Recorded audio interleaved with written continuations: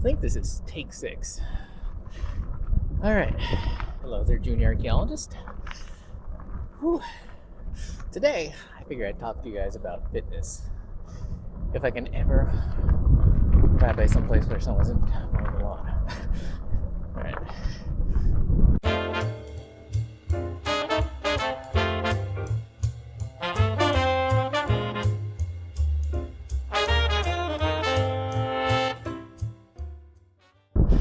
Anyway, like I was saying, today I wanted to talk to you guys about physical fitness. Oh, excuse me while I look around. I'm actually riding in traffic right now. Anyway, I was out on a project recently. It was like a survey project. We were averaging 10, 12 miles a day. And people were consistently amazed that I wasn't tired and I wasn't sore. And they kept asking me, what did I do? So I figured, well, hell, I'm getting so many questions about it, may as well make a video about it. So first off, there are a few ground rules I wanted to point out, because I was thinking about this as I was walking my 10 miles a day. And first things first, there's certain things you can't do. You can't take care of. You can't, mitigate. Including going from, oh, gross. Yes, you totally saw me run through a spider web. Well, that was kind of gross. Alright, let's try that again. For instance, there are certain things you can't mitigate. That includes going from elevation to elevation. I once remember being on a project in the Midwest, and we were doing several miles a day, and 3 or 4 times a week, I would still go to the gym at the motel and work out a bit, keep myself in shape. But when the time came to get back to the Great Basin, I was basically going from sea level straight up to about 5,000 feet or 4,000 feet or whatever it was. Anyway, that doesn't sound like a big deal, but, trust me. Alright, let's try that the 8th time.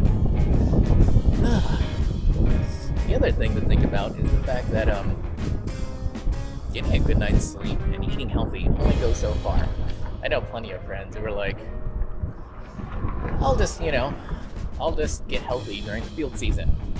And they generally don't believe in exercising or eating healthy when they're not actually actively in the field. But as soon as they get to that motel, and they're about to get ready for a long survey, first thing they do is they get to sleep at 8 o'clock and start eating all the healthy things. That only helps so much. Oh, it wasn't bad actually. Well, once you accept those 2 facts, getting yourself ready for any sort of physical field survey activity actually isn't that hard. I generally try to eat healthy-ish when I'm back in town. It's one of the few times I actually get to eat whatever I want. I'm not limited to gas station food or some terrible dollar store grocery food or whatever, or microwavable stuff.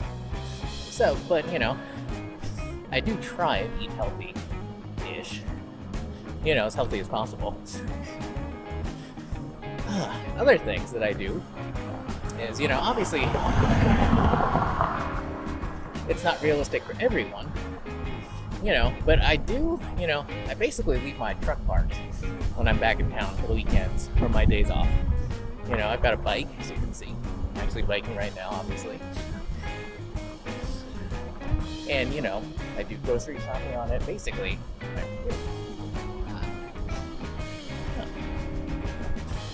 Wow, so many people. Anyway. Oh, and so many dogs. Anyway, picking up where I left off, I try to leave my truck parked as much as possible when I'm back in town. There are certain things where it's it's a city. I live in a city. So there are certain things I have to do by vehicle. They're too far or whatever. But I actually live in a pretty densely populated part of town with grocery stores and restaurants and stuff like that all nearby. So for the most part, I can leave my truck parked, and I usually walk everywhere, bike everywhere. That's the thing. You don't have to be crazy physically fit or whatever. It's to like do this job, or at least if you're not aiming to be like the fastest person in the survey line, if you just want to be comfortable and not like have Charlie horses all day anytime you stop and be able to sleep comfortably, you don't have to do a whole lot physically wise. I mean, I feel like, I walk at least 4 or 5 times a week to my favorite coffee shop, and that's like what, half a mile total there and back. Walk to my favorite bar, restaurant, those are all within half a mile, sometimes in the same day. There you've got like what, a mile and a half. You don't have to like participate in marathons or ride centuries on your bicycle. You just need to do the little basic things, like get yourself out of the house.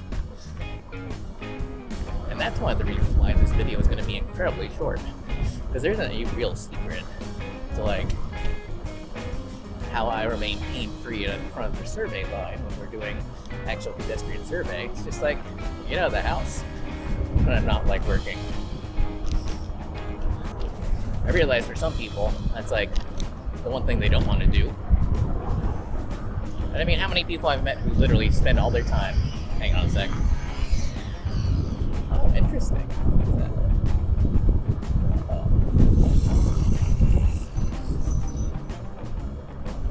But how many people have I met, getting back to where I was, how many people have I met who literally get back to their motel room, slam the Nintendo Switch to like 11, and we've got like a 6 a.m. start time, and then come their days off, that's all they do when they're back home, except maybe they switch to like their PlayStation or their Xbox or their PC. It's like, you have to do an incredible amount. Just kind of have to get out and walk around every once in a while, get outside. I mean, obviously I do a little more than that, I enjoy running, so I don't run crazy amounts. Like, I met people on my last project who were incredibly tired who said, yeah, I used to run like 5-7 miles a day. And I don't do that. I run like, what, 2-3 miles most of the time, sometimes up to 5 miles. And as far as cycling goes, I usually don't keep track of mileage, but I'd estimate that's like, 10 miles, 5 miles when I'm like on an actual bike ride. Good.